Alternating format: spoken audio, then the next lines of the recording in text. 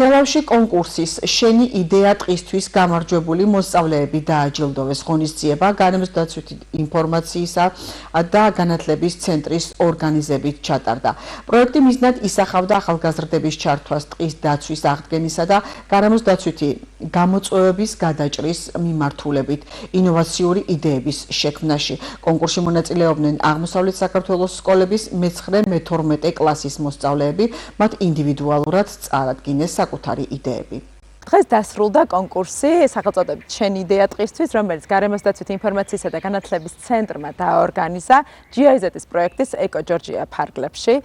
ძალიან მნიშვნელოვანი პროექტი იყო აღნიშნული, რომელშიც ჩართულები იყვნენ ჩვენი სამინისტროს ტყის პოლიტიკის დეპარტამენტის ექსპერტები.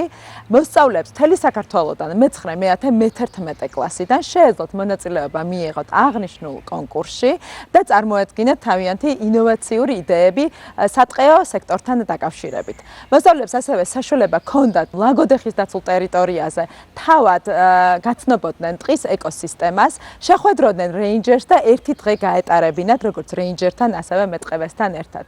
არაჩვეულებრივი პროექტი გახლავთ და მართლაც ძალიან ინოვაციური იდეები წარმოადგინეს ჩვენმა ახალგაზრდებმა და მე იმედს ვიტოვებ, რომ მსგავსი ხასიათის პროექტები მნიშვნელოვან წვლილს შეიტანს მათი გარემოსდაცვითი ცნობიერების ჩამოყალიბების პროცესში. შენი იდეა ტყისთვის ეს არ არის უშუალოდ კონკურსი. ეს არის სივრცე, საგანმანათლებლო სივრცე, სადაც ეხმარებით თქვენ მომავალ თაობას, რომ გახდნენ პასუხისმგებლობით სავსე მოქალაქეები და გაიაზრონ თავიანთი როლი გარემოში.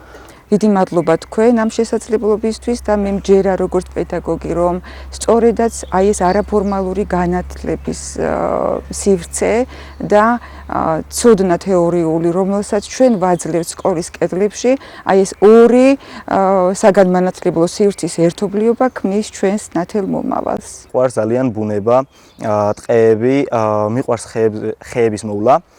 ამან განაპირობა ის, რომ მივიღე მონაწილეობა და დავინტერესდი ამ პროექტის საერთოდ. ვიყავით გუშინ ლაგოდეხის დაცულ ტერიტორიებზე, სადაც შევხვდით რეინჯერებს, რომლებმაც გაგვაცნეს ბევრი საინტერესო ინფორმაცია და ახალი ინფორმაცია ლაგოდეხის დაცულ ტერიტორიებზე მობინადრე ცხოველებთან დაკავშირებით. ასევე გავიგეთ სხვადასხვა ინფორმაცია ხეებთან და ძირითადად ტყეებთან დაკავშირებით. მე ჩემს სკოლაში ვარ თვითმმართველობის თავმჯდომარე და ამ პროექტიდან რომ დავუბრუნდები, აუცილებლად გავაცნობ ჩემს ბავშვებს, ჩემი სკოლის ბავშვებს ამ ინფორმაციას, რაც დღეს აქ ვისწავლე, ასევე გავაცნობ პროექტის შესახებ ინფორმაციას, რათა მომავალში მიიღონ მონაწილეობა ამ უნიკალურ პროექტში.